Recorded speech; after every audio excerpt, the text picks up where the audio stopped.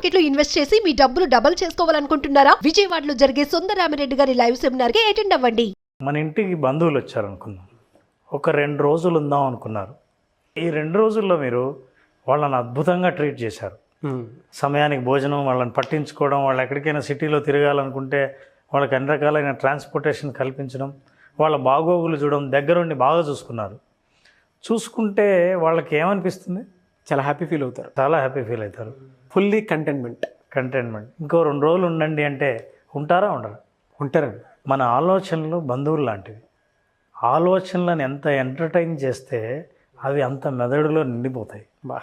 ఈ ఆలోచనలను ఊరికే అబ్జర్వ్ చేస్తే, ఫర్ ఎగ్జాంపుల్ మనకు నచ్చని బంధువులు ఇంటికి వచ్చారనుకోండి, వాళ్ళు 4 రోజులు ఉందామని వచ్చిన వాళ్ళని 2 రోజుల్లోంచి ఎలా పంపించాలో తెలియదా అండి? పంపాల్సిన వాళ్ళకి తెలుసు. అంటే అలా పంపించాలనుకుంటే వాళ్ళని పట్టించుకోకుండా, వాళ్ళ అవసరాలని గుర్తించకుండా ఉంటే చాలు, ముందుగానే వెళ్ళిపోతారు. సో బంధువులు అనేటి మన ఆలోచనలు మీరు ఎంత పట్టించుకుంటే, ఎంత గౌరవిస్తే, దానికి ఎంత అటెంటివ్గా వాటిని పట్టించుకుంటే, ఎంత అటెన్షన్ ఇస్తే వాటికి, అవి అంతా నిలబడిపోతాయి. సో ఆలోచనలను ఎప్పుడైతే మనం పట్టించుకోలేదో అవి వచ్చి అలా వెళ్ళిపోతుంటాయి. వాళ్ళు ఎందుకు మైండ్ఫుల్నెస్కు దీనికి సంబంధం అంటే, మన బ్రెయిన్ మన వయసు పెరిగే కొద్దీ అనేక రకాల ఆలోచనలతో తిరుగుతూ ఉంటాయి. ఎక్కడా ఒక చోట నిలబడవు. పైగా ఏదైనా ఆలోచన వచ్చిందంటే దాని మీద కొంచెం తీవ్రంగా ఆలోచించామా, ఆ ఆలోచన నిలబడిపోతుందంటే. అయితే ఈ మైండ్ఫుల్నెస్ ఏం నేర్పిస్తుందంటే, గతంలోకో లేదా భవిష్యత్తులోకో కాకుండా వర్తమానంలో ఎలా జీవించాలో చెప్పేది మైండ్ఫుల్నెస్. అసలు ప్రస్తుతం మీరు చేస్తున్న పని ఏంటో దాన్ని మీరు ఆస్వాదిస్తున్నారా లేదా అని చేసేది. ఇప్పుడు ఇందాక మనం ఫీడ్బ్యాక్లో విన్నాం, కొంతమంది ఆ కారు తీస్తున్నప్పుడు ఆ వాసన కానీ, ఆ టచ్ కానీ, ఆ భావం కానీ, ఇవన్నీ మైండ్ఫుల్నెస్. వాళ్ళన్నీ ఆస్వాదించారు, విజువలైజేషన్లోనే ఆస్వాదించారు. అవును. దురదృష్టవశాత్తు ఏంటంటే మనం రియల్గా కూడా ఆస్వాదించలేకపోతున్నాం. నిజంగా మీరు కారులో కూర్చున్నా, నిజంగా మీరు ఆనందం అనుభవిస్తున్నా, వాటి ఫీలింగ్, సెన్సేషన్ కూడా మనం మర్చిపోయాం. ఎందుకంటే పళ్ళు తోముకుంటూ ఏం ఆలోచిస్తాం? ఇవాళ టిఫిన్ ఏంటి, ఆఫీస్కి వెళ్ళి ఏం చేయాలి, ఇవాళ ఏమేం పనులు ఉన్నాయి అని ఆలోచిస్తాం. టిఫిన్ చేస్తుండగా పోనీ టిఫిన్ గురించి ఆలోచిస్తారా? ఆఫీస్కి వెళ్ళిపోవాలి లేదా బిజినెస్కి వెళ్ళిపోవాలి. ఎక్కడికైనా ప్రయాణం చేస్తుంటే, ట్రావెల్ చేస్తుంటే మనం వెళ్ళిపోగలమా లేదా, ఏమవుతుంది ఈ రోజనే ఆలోచిస్తుంటారు. అక్కడికి వెళ్ళిన తర్వాత ఇంకోటి ఆలోచిస్తాం. కాలేజీ చదువులు అయిపోయిన తర్వాత, అరే కాలేజీ చదువులు, స్కూల్ చదువులు చాలా బాగుండేవి కదా, మంచి రోజులు కదా అని అంటారు. చిన్నప్పుడేమో ఎప్పుడెప్పుడు పెళ్ళి అవుతుందా, ఎప్పుడెప్పుడు పెద్ద అవుతామా ఆలోచిస్తారు. సో ఎప్పుడు ఉన్న స్థితిని గురించి, ప్రస్తుతం గురించి, వర్తమానం గురించి ఆలోచన చాలా తక్కువ. మన మనసు ఎప్పుడు ప్రయాణం చేస్తూ ఉంటుంది గతంలోకి, భవిష్యత్తులోకి. అయితే వర్తమానంలో మనం ఉంటున్న ఫీల్ని, ప్రతి ఫీల్ని ఎలా ఆస్వాదించాలి అని చెప్పేదే మైండ్ఫుల్నెస్. ఈ మైండ్ఫుల్నెస్ ద్వారా యాక్చువల్లీ జీవించడం అంటే అదే. అవును. ఫర్ ఎగ్జాంపుల్ మీరు భోజనం చేస్తే కొంతమంది నేను చూశాను, ఒక ముద్ద నోట్లో పెట్టుకుంటూనే ఏదైనా ఒక ఐటెం రుచి చూస్తూనే, వాళ్ళకి ఇస్తే వెంటనే కాసేపు ఇట్లా కళ్ళు మూసుకొని ఇందులో ఏమేం కలిపారంటే అని చెబుతారు. అవును. అందులో ఉన్న ఇంగ్రీడియంట్స్ అన్నీ దే ఫీల్ ఇట్. అవును. And they enjoy it. చాలా బాగుంది, చాలా బాగుందో వాళ్ళ అనుభవం ఏదో ఎక్స్ప్రెస్ చేస్తారు. కొంతమంది మీరు చేతికి ఇచ్చాను, టప్ 3 లాగించేసి ఉంటారు, అయిపోయింది. మామూలుగానే చేయి కడుక్కుని వెళ్ళిపోతారు. అసలు ఏం తిన్నావు, ఎలా ఉంది, అసలు నీ నాలిక ఈ రుచి ఆస్వాదించిందా, are you enjoying or not, ఈ విషయం తెలియకుండా పోతే మనిషి ఏంటంటే బతకడానికి, జీవించడానికి ఉన్న తేడా అదే. ఎలాగైనా బతకొచ్చు, కానీ జీవించాలంటే మీ పంచేంద్రియాల్లో ప్రతి అవయవం నుంచి మీరు పొందే అనుభూతిని అనుభవించకపోతే అది జీవితం జీవిస్తున్నట్టు కాదు. సో మైండ్ఫుల్నెస్ అనేది మనకు చాలా అవసరం. స్ట్రెస్ను తగ్గిస్తుంది, అనవసరమైన ఆలోచనలను తగ్గిస్తుంది. మైండ్ఫుల్నెస్ అనేది ఒక రకమైన మెడిటేషన్. స్వీట్గా ఉంది సార్ వినటానికి. ఈ మెడిటేషన్లో కూర్చున్న తర్వాత మనిషి తను ఏం చేస్తున్నా ప్రతి అనుభూతిని శరీరం అందుకుంటుంది, ప్రతిదీ ఎంజాయ్ చేస్తాం జీవితంలో, ప్రతి క్షణాన్ని. అలా కాకుండా మెకానికల్ లైఫ్ ఉంటుంది. మెకానికల్ లైఫ్ అంటే చేసామా, కొంతమంది ఉంటారు చూసారా, భోంచేద్దాం అంటే ఓ పని అయిపోతుంది, భోంచేస్తే పోలా. అవును. సో ఓ పని అయిపోతుందని భోంచేస్తారు. ఏ పని అయినా సరే అలా ఓ పని అయిపోతుందని చేసేవన్నీ ఆస్వాదించకుండా చేసేవి వాళ్ళకి ఈ మైండ్ఫుల్నెస్ గురించి తెలుసుకోవాల్సిన అవసరం ఉంది. ఆ స్పృహతో కలిగి ఉండడం అనేది ఉంది ప్రతిదీ. ఉదాహరణకు ఫర్ ఎగ్జాంపుల్ ఇప్పుడు చూద్దాం, చిన్న విషయమే, sure. Just close your eyes నా. చెవులు ఎంత పవర్ఫుల్లో చూద్దాం. నేను చెప్తున్న మాటల్ని జాగ్రత్తగా వినండి. ఈ గదిలో నా మాటలు కాకుండా ఇంకా ఏ శబ్దాలు వినిపిస్తున్నాయో జాగ్రత్తగా గమనించండి. కాస్త దూరం మనసు ప్రయాణిస్తుంది. మీ శరీరం చుట్టూ కాకుండా కాస్త దూరం తలుపును దాటి వెళ్తే ఖచ్చితంగా ఈ బయట నుంచి ఏ శబ్దాలు వినిపిస్తున్నాయో try to listen to that and pay attention. జాగ్రత్తగా కాన్సన్ట్రేట్ చేసి వినాలి. ఈ గది బయట నుంచి వచ్చే శబ్దాలు. ఇంకాస్త మనసు ప్రయాణం దూరం చేస్తుంది. ఈ గది దాటి వీధిలోకి, మన ఆఫీస్ దాటి వీధిలోంచి ఏవైనా శబ్దాలు వస్తున్నాయేమో కాన్సన్ట్రేట్ చేయండి. మీ బ్రెయిన్ బాగా గుర్తుపెట్టుకుంటుంది. వింటున్న ప్రతి శబ్దము చాలా జాగ్రత్తగా క్యాప్చర్ చేస్తుంది.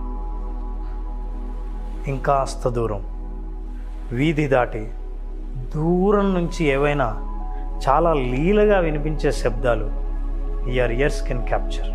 మీ చెవులు చాలా జాగ్రత్తగా పసిగట్టగలుగుతాయి.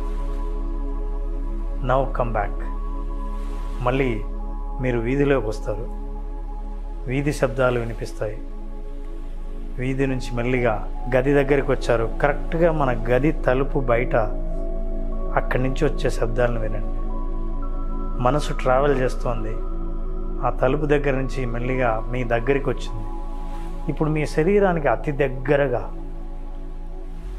ఇంకా జాగ్రత్తగా అబ్జర్వ్ చేస్తే శ్వాస తీసుకునేటప్పుడు ముక్కులోంచి శ్వాస గాలి లోపలికి వెళ్తున్నప్పుడు వచ్చే అతి చిన్న శబ్దాన్ని కూడా మీరు వినగలరు. ఇంకాస్త లోపలికి వెళ్తే గుండె కొట్టుకోవడం మీకు తెలుస్తూ ఉంటుంది. Now you can open your eyes when I say 0, 5, 4. You are feeling so relaxed. You are enjoying every minute and every moment. 3, 2. మీరు కళ్ళు తెరిచిన తర్వాత ఈ ప్రపంచం చాలా కొత్తగా ఫ్రెష్గా అనిపిస్తుంది. 1, 0. మళ్ళీగా కళ్ళు తెరవండి.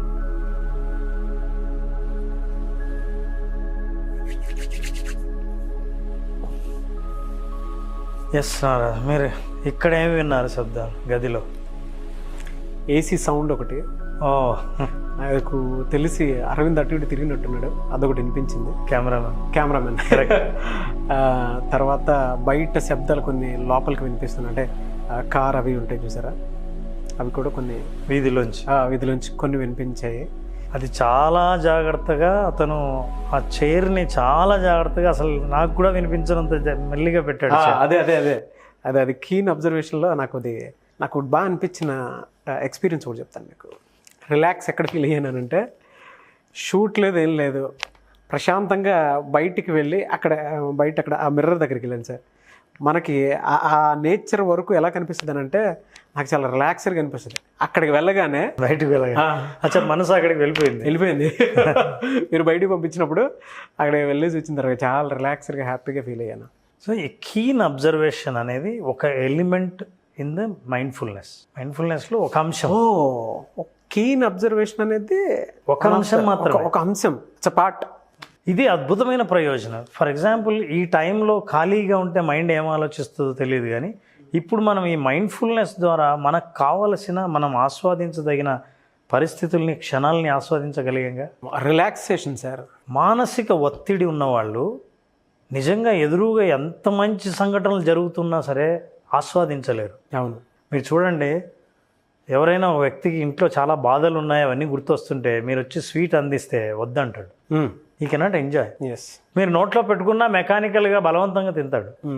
కానీ ఈ మైండ్ఫుల్నెస్ తెలిసినప్పుడు ఏమవుతుందంటే, ఈ ఆలోచనల నుంచి బయటకు వచ్చి ప్రస్తుతం నేను చేస్తున్న పని ఏదో దాని మీద దృష్టి కేంద్రీకరించడం ద్వారా మీ ఒత్తిడి బాగా తగ్గి, మానసిక ఒత్తిడి, ప్రశాంతమైన ఆలోచనలు మీరు పొందే అవకాశం ఉంది. వర్తమానం మీద ఫోకస్ చేయాల్సిన అవసరం ఉంది.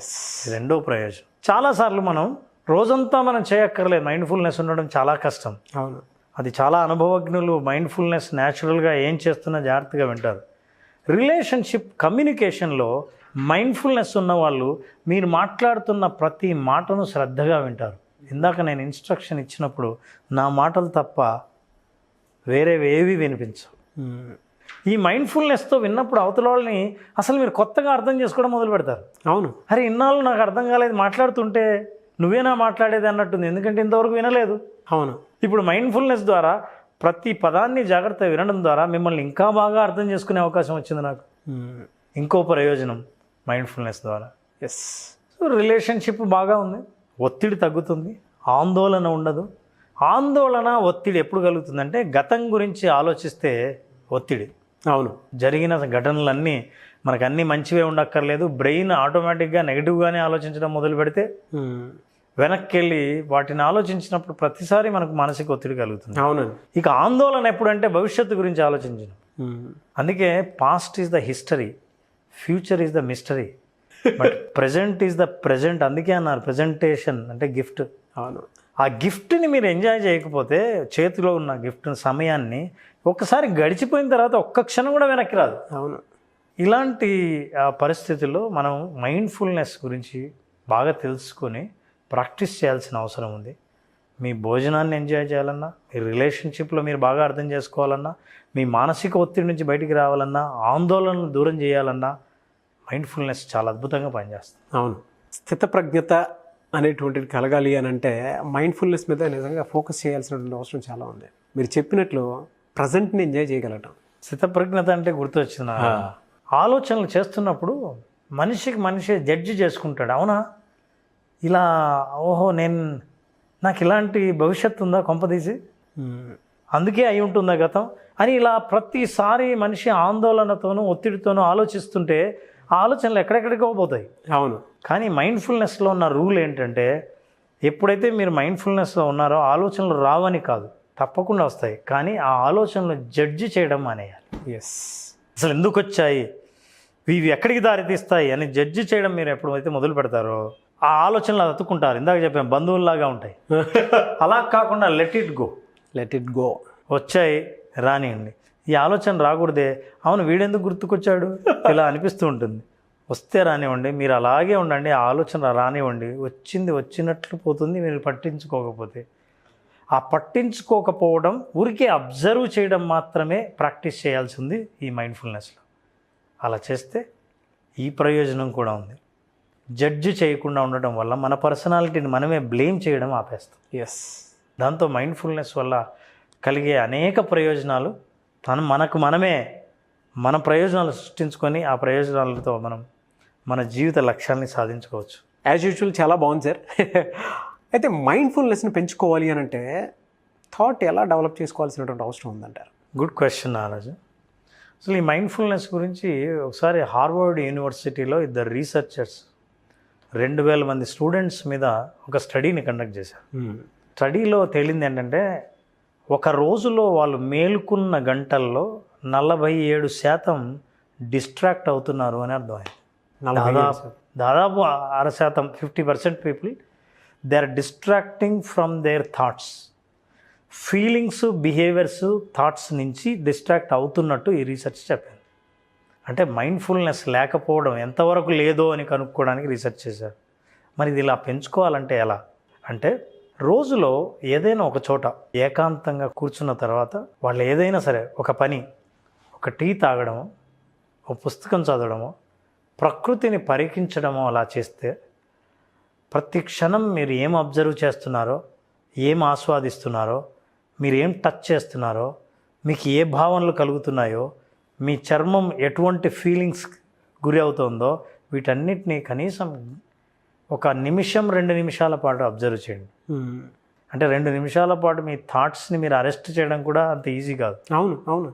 సో పరీక్షగా మీరు ఈ ప్రయత్నం చేయండి. రోజు కనీసం ఏదో ఒక సమయంలో మీకు ఇంకా వేరే పనులు ఇప్పుడు ఏం లేవు అని అనుకున్నప్పుడు కాసేపు అలా కూర్చొని ఆ టైంని మెల్లిగా పెంచుతూ వెళ్ళొచ్చు. అప్పుడు తెలుస్తుంది వర్తమానంలో, ప్రస్తుతంలో జీవించడంలో ఉన్న గొప్పతనం ఏంటో.